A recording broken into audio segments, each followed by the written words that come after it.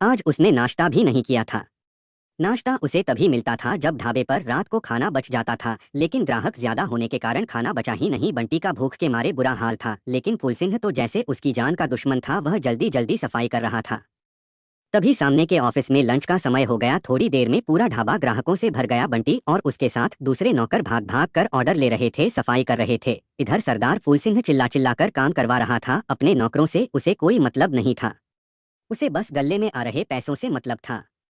बंटी का असली नाम कोई नहीं जानता था, सब उसे छोटू कहकर बुलाते थे। लंच टाइम के बाद भी करीब 4 बजे तक ढाबे पर कोई न कोई आता रहा। साफ सफाई के बाद फूलसिंह ने देखा कि थोड़ा खाना बचा है, तो वह बोला, चलो तुम लोग भी जल्दी से खाना खा लो, फिर शाम के खाने की तैयारी करो। और सुन विक्रम, इनमें से किसी को भी पनीर की सब्जी मत दियो, रात को इसे चला देंगे। विक्रम जो वहाँ खाना बनाता था वह बोला, मालिक कल की सब्जी है, शाम तक तो खराब हो जाएगी। तब फूलसिंह बोला, अच्छा चल दे दे इन्हें थोड़ी सी सब्जी। बंटी और उसके साथ के लड़के एक टेबल पर बैठकर खाना खाने लगे। ढाबे का मालिक अंदर जाकर सो गया। खाना खाने के बाद बंटी बैठकर अपने पिछले दिनों के बारे में सोचने लगा। बंटी एक गांव में रहता था। उसके माता पिता खेत में मजदूरी करते थे। वह दिन भर अपने साथ के बच्चों के साथ खेलता रहता था, न कोई चिंता न कोई फिक्र। अपने साथ के बच्चों के साथ खेलता रहता था, न कोई चिंता न कोई फिक्र। कम में गुजारा हो जाता था। शहर से उसके पिता का दोस्त गांव गया और बोला, अरे शहर में इतने काम के रोज 400 रुपए मिलते हैं, तुम्हारा बेटा भी अच्छे से पढ़ सकेगा, वहाँ बड़े सरकारी स्कूल में मुफ्त में पढ़। ढाई होती है। इसके जितने बच्चे इंग्लिश में बात करते हैं। बंटी के भविष्य की चिंता उन्हें गांव से शहर ले आई। एक बिल्डिंग में बंटी के माता पिता काम करने लगे, वहीं पास ही में एक छोटी से झुग्गी में रहने लगे। बंटी से उसके पिता ने कहा, बस बेटा कुछ दिन की बात है, थोड़े पैसे इकट्ठे हो जाएं, फिर तेरा दाखिला स्कूल में करवा दूंगा। बंटी भी बहुत खुश था। पिता का वह दोस्त रोज घर आ जाता था। शाम को बंटी के पिता उसके साथ जाने लगे। उसने उन्हें शराब पिलाना शुरू कर दिया। कुछ ही दिनों में बंटी के पिता को शराब की ऐसी लत लगी कि उसने काम पर जाना छोड़ दिया। अब वह दिन भर शराब पीकर पड़ा रहता। बंटी की माँ मजदूरी करके लाती, तब कहीं चूल्हा जलता। बंटी की माँ घर में क्लेश करती। वह चाहती थी कि सब छोड़कर गांव चलते हैं, बंटी के भविष्य का भी वास्ता देकर शराब छोड़ने के लिए कहती, लेकिन बंटी के पिता पर कोई असर नहीं होता।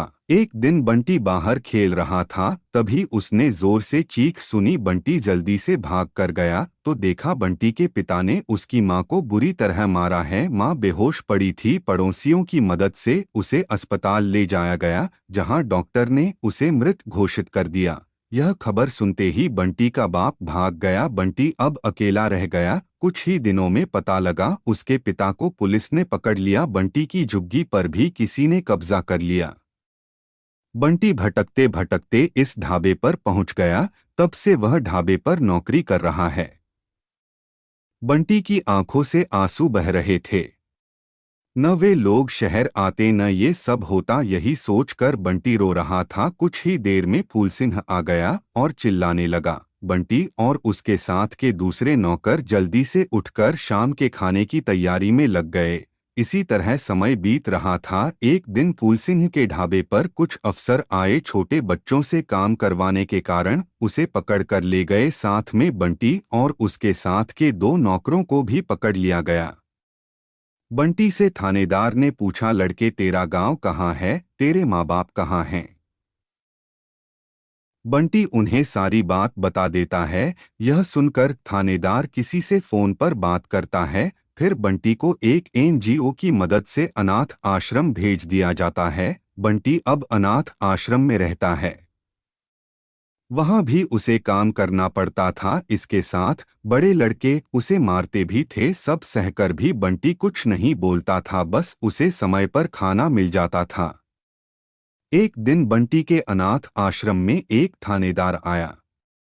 उसने बंटी से बात की। वह बंटी को अपने साथ ले गया। बंटी के पिता की सजा पूरी होने वाली थी। उन्होंने बहुत मेहनत से जेल में काम किया, जिससे उनकी आगे की सजा माफ हो गई। थानेदार को उनसे हमदर्दी हो गई थी। उनके पछतावे को देखते हुए उसने बंटी को ढूंढने का वादा किया। आज बंटी को देखकर उसके पिता उससे लिपटकर बहुत रोए। उन्हें देखकर बंटी भी रोने लगा। जेल में किए काम के पैसे लेकर बंटी के पिता ने वापस गांव जाने का फैसला किया।